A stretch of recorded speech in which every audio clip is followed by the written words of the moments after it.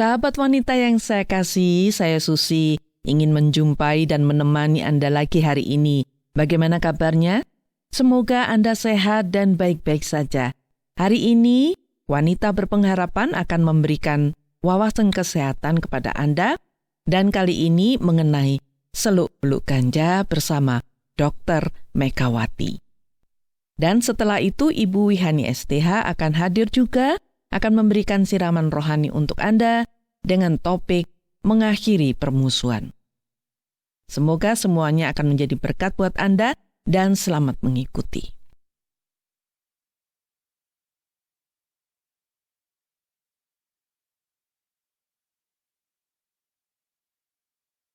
Saudara, kita sering mendengar tentang ganja. Walaupun ganja dilarang ditanam di Indonesia, masih banyak orang yang nekat menanamnya, sehingga aparat keamanan repot memusnahkannya dan menangkap orang yang menanamnya. Ganja walaupun harganya mahal, tetapi sangat merugikan kesehatan manusia. Nah, apa sebenarnya yang terkandung dalam ganja dan apa dampak buruknya bagi kesehatan kita? Kita akan berbincang-bincang dengan Dr. Megawati mengenai seluk-beluk ganja. Dan saat ini Dr. Megawati sudah duduk di depan saya. Apa kabar, Dok, hari ini? Baik-baik saja, Bu Susi. Terima kasih atas kehadirannya. Dan hari ini kita akan berbicara mengenai ganja, Dok. Iya. Kalau kita mendengar ganja, pasti pikiran kita tertuju kepada daunnya ya, Dok, ya? Iya. Dan biasanya daun ganja itu dikeringkan lalu dibakar dan asapnya dihisap. Dan ini berdampak buruk bagi kesehatan, katanya seperti itu.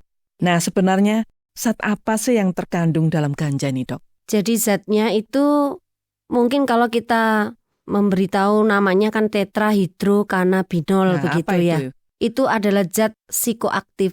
Psikoaktif itu zat maksudnya? Yang mempunyai efek halusinasi. Jadi zat-zat yang akan mempengaruhi secara kejiwaan, menimbulkan halusinasi. Halusinasi itu apa sebenarnya? Halusinasi itu melihat sesuatu yang sebenarnya tidak ada, dianggap ada atau mendengar sesuatu yang sebenarnya tidak ada. Suara itu tidak ada. Suara-suara itu tidak jadi ada. Suara itu timbul dari mana? Itu dari pikirannya atau bagaimana? Iya, dari pikiran. Itu akibat pengaruh zat tadi Pengaruh itu ya? zat ini tadi, tetrahidrokannabinol ini. Terus selain zat itu? Sebenarnya dia juga mengandung getah ya. Kalau getah namanya hasis, itu juga untuk semua bagian-bagian di dalamnya, jadi daunnya, rantingnya, bijinya, semua mengandung zat ini. Zatnya yang menyebabkan efek halusinasi ini. Semuanya sama. Jadi batang-batangnya itu juga sama ya, Dok ya? Iya, ranting-rantingnya juga semua sama. itu. Makanya orang bakarnya itu utuh gitu ya. Seperti dicabut, lalu dibakar, dikeringkan maksudnya. Iya, dikeringkan, kemudian dihisap asapnya ya, Dok ya? Kalau dimakan begitu saja sama aja? Kalau dimakan juga sama saja. Cuma kan biasanya kalau daun ganja itu jarang orang memakannya. Biasanya dikeringkan dan dihisap. Kalau dimakan itu ada seratnya. Seratnya itu sebenarnya bagus. Serat daun ganja itu bagus. Kalau di daerah Aceh itu daun ganja dijadikan bumbu masak. Jadi memang ada efek-efek yang menyebabkan rasanya nikmat seperti itu.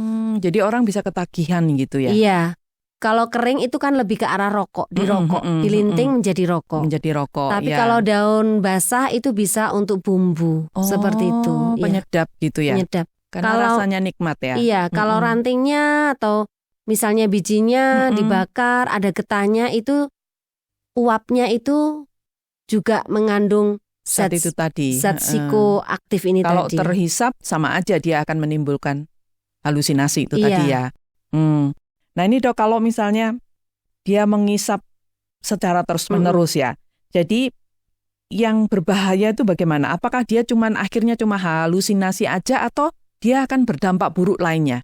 Ya, jadi efek daun ganja itu karena mempengaruhi secara psikis ya, secara kejiwaan.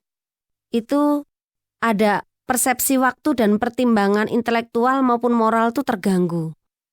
Jadi gitu ya. Efek halusinasi itu kan bisa menyebabkan perkembangan intelektualnya itu maksudnya jadi bodoh juga ya, bodoh. Terus persepsi terhadap waktu itu tidak ada, artinya nggak tahu siang, malam, pagi, siang itu sampai sebegitu ya, Dok? Iya, ya? nggak tahu dan moralnya terganggu. Biasanya orang-orang yang menghisap ganja ini kan istilahnya kalau kita bilang itu kan fly itu melayang. Jadi dia sudah nggak memperdulikan moral, memperdulikan waktu lagi, intelektual sudah tidak ada. Dan biasanya nafsu makannya malah bisa bertambah. Oh begitu. Nadinya cepat, tapi suhu badannya turun, matanya merah. Orang yang seperti ini imunitas atau kekebalannya turun. Turun ya. Orangnya jadi malas, apatis, tidak peduli. Ya, kehilangan semangat belajar, kehilangan semangat kerja. Orangnya rasanya santai, tenang, pikiran melayang. Terus setelah itu ya ingin melakukannya lagi. Oh begitu ya, itu yang membuat orang kecanduan ya dok ya. Kecanduan. Jadi kecanduan. Nah kalau misalnya gini dok, itu tadi kan sepertinya berhubungan semua dengan jiwa ya. Ada moral, ada kelemahan berpikir, artinya jadi bodoh seperti itu. Nah kalau organ-organ lain seperti ginjal, hati, itu apakah ada ini dampak buruknya saat yang dalam ganja tadi itu?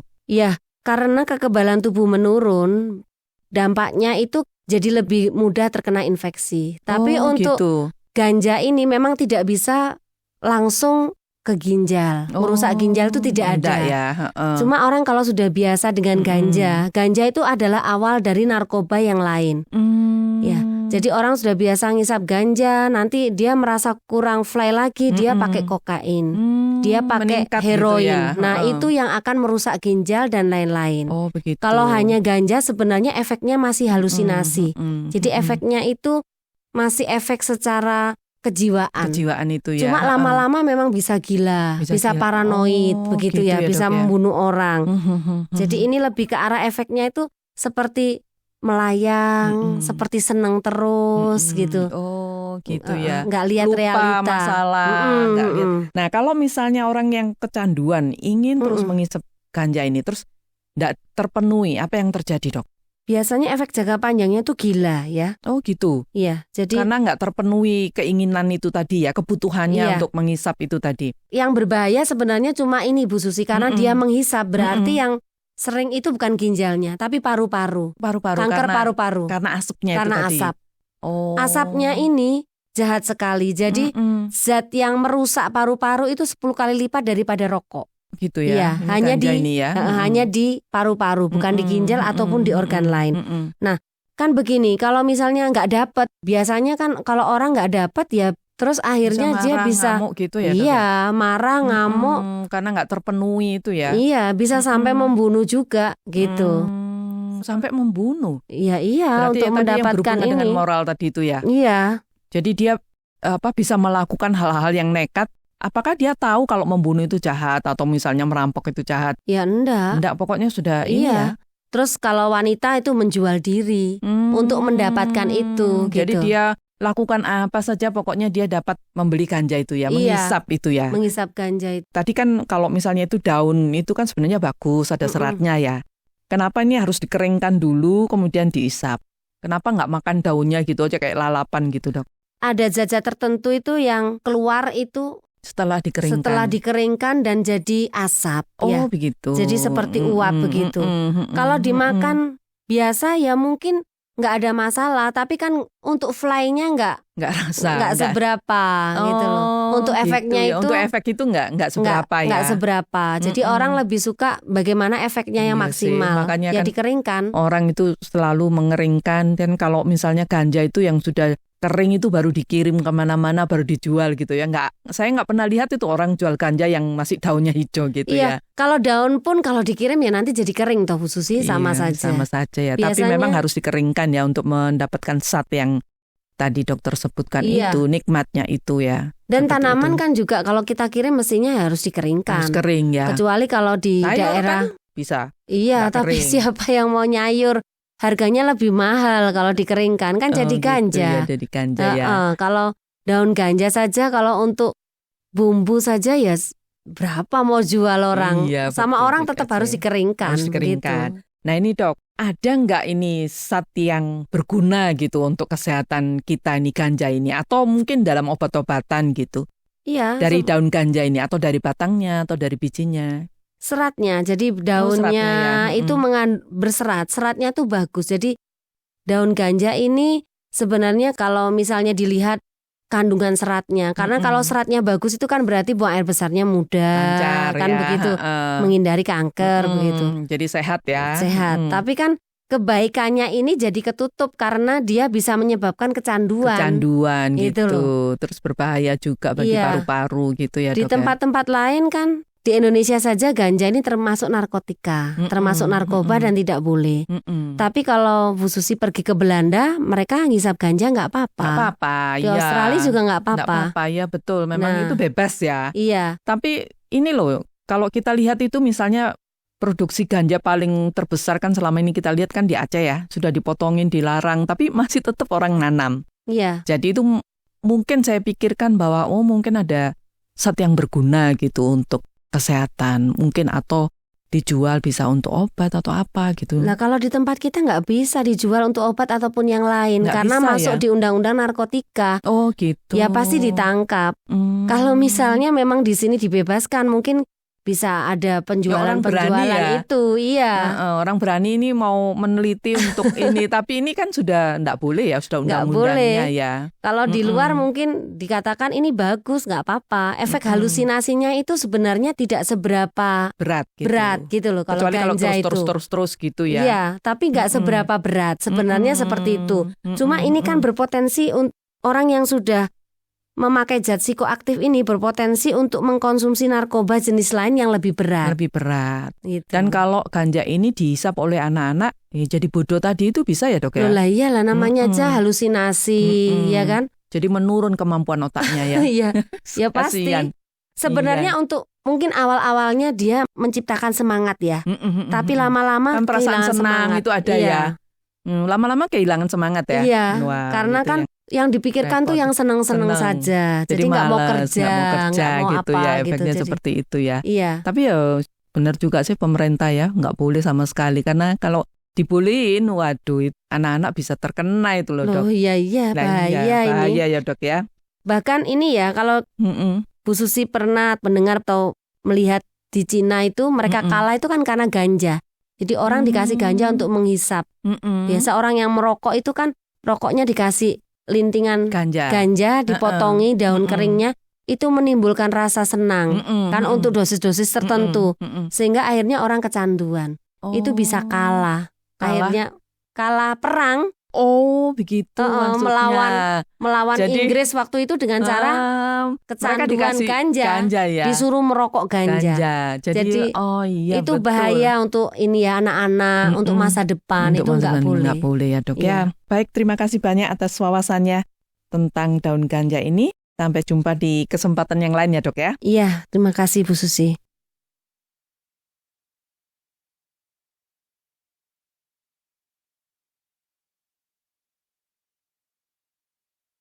Sahabat, semoga perbincangan mengenai seluk-beluk ganja tadi bermanfaat bagi Anda dan keluarga. Dan tetaplah bersama Wanita Berpengharapan, karena sesaat lagi Ibu Wihani STH akan hadir dan memberikan siraman rohani untuk Anda. Namun sebelum itu, mari kita mendengarkan sebuah lagu yang sudah saya pilihkan untuk Anda dengan judul Yesus Memberiku Kemenangan. Selamat mendengarkan dan semoga Anda terhibur.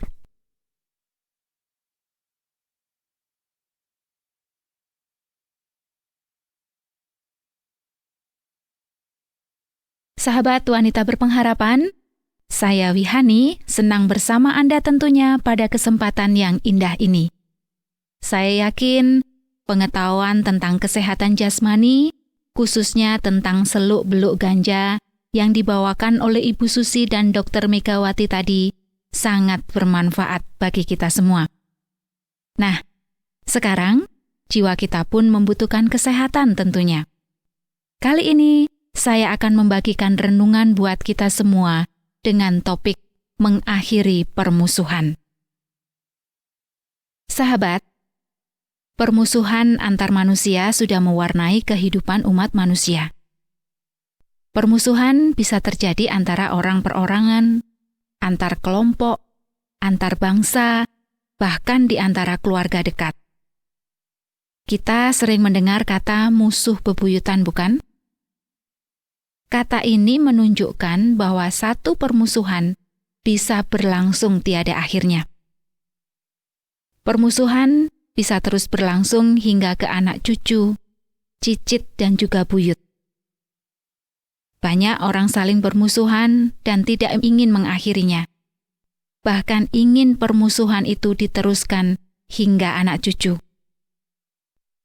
Bila kita suka menonton sinetron, entah itu sinetron dari Korea, dari India, atau dari Meksiko, kita akan menyaksikan bagaimana permusuhan itu dimulai dari salah satu anggota keluarga.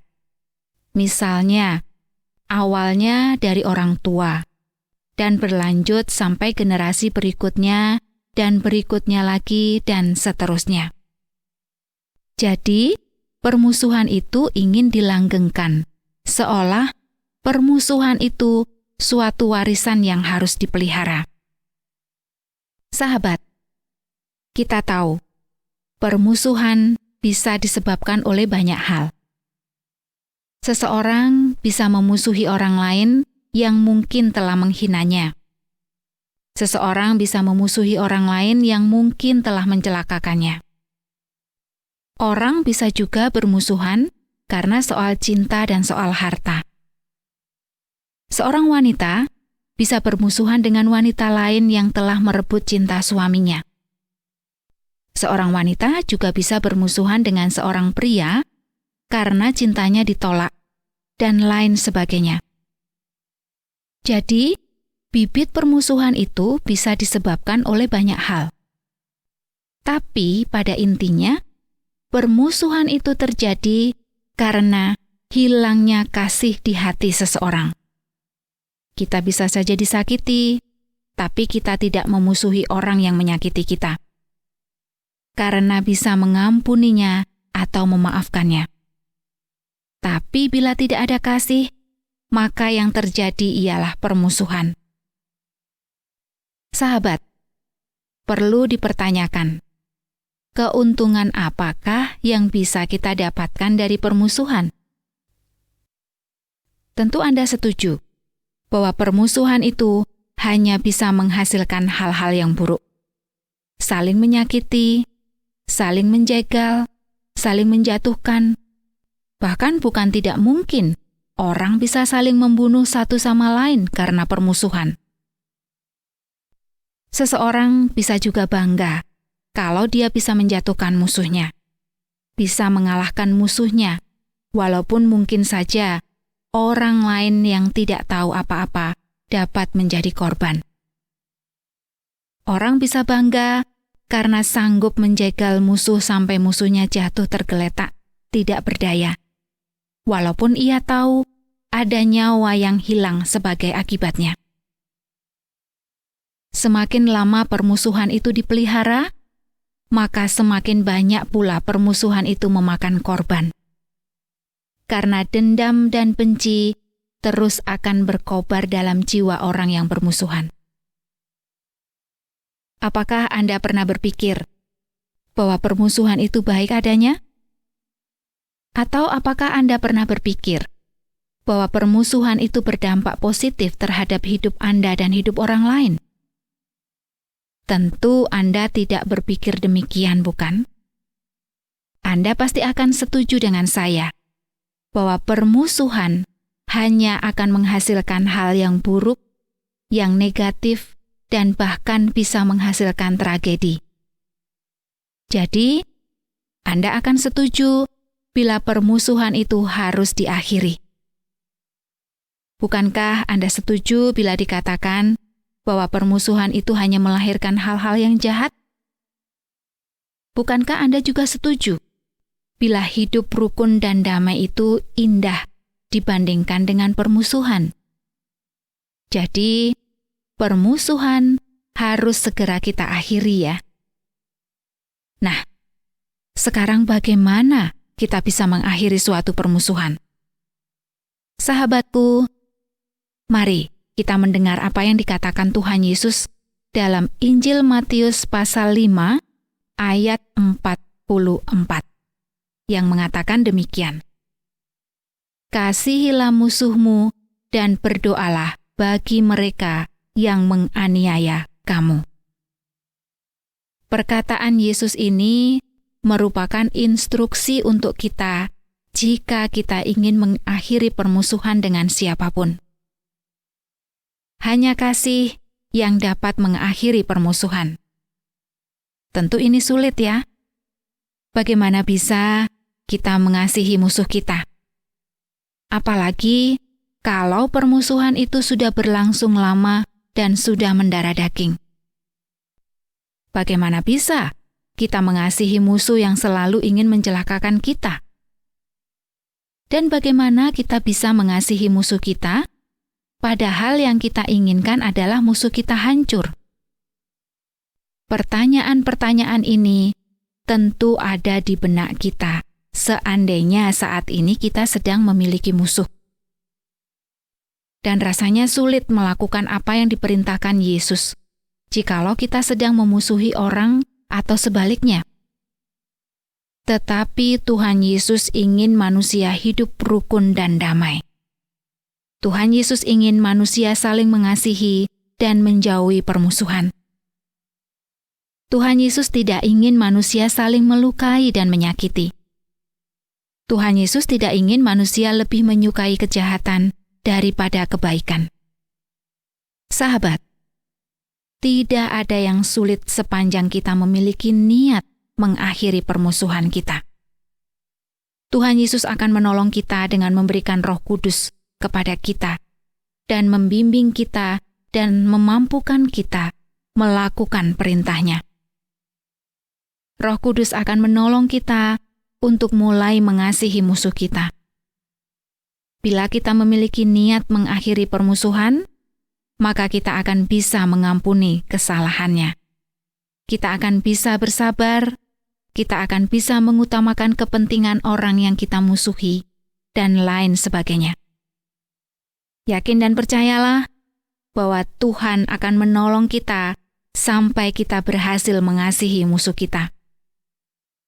Saya akan menutup renungan kita dengan sebuah nyanyian Daud yang menggambarkan betapa indahnya kerukunan. Dalam kitab Mazmur pasal yang ke-133, ayat yang pertama sampai ayat yang ketiga, Daud mengatakan begini. Sungguh alangkah baiknya dan indahnya apabila saudara-saudara diam bersama dengan rukun. Seperti minyak yang baik di atas kepala, meleleh ke janggut, yang meleleh ke janggut Harun dan ke leher jubahnya. Seperti embun gunung Hermon yang turun ke atas gunung-gunung Sion. Sebab kesanalah Tuhan memerintahkan berkat-Nya, kehidupan untuk selama-lamanya. Jadi, kalau ada permusuhan sekecil apapun, sebaiknya marilah kita mengakhiri permusuhan itu. Dan sebaliknya, kita mengembangkan kerukunan agar hidup kita selalu indah dan berkat Tuhan mengalir atas hidup kita. Amin. Baiklah sahabat, untuk mengakhiri bagian renungan kita hari ini, kita akan mendengar sebuah lagu berikut ini. Mari kita dengarkan bersama-sama.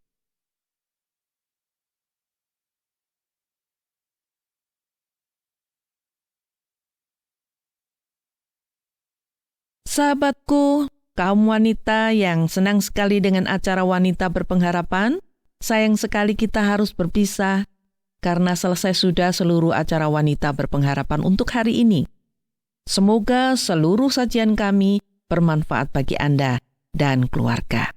Dan bila Anda ingin menanggapi acara ini atau Anda ingin membagikan pengalaman rohani Anda, langsung saja hubungi Wanita Berpengharapan melalui SMS atau WA ke nomor 081 333 777 386. Saya ulangi nomornya 081 333 777 386. Saya Susi mohon pamit dan sampai jumpa. Terima kasih Anda sudah mengikuti program kami. Jika Anda diberkati, jangan lupa like, komen, dan share supaya Anda tidak ketinggalan setiap program terbaru kami. Jangan lupa juga untuk subscribe channelnya dan nyalakan loncengnya. Jika Anda ingin mendukung pelayanan kami, bisa melalui rekening kami berikut ini atau menghubungi kami di sini.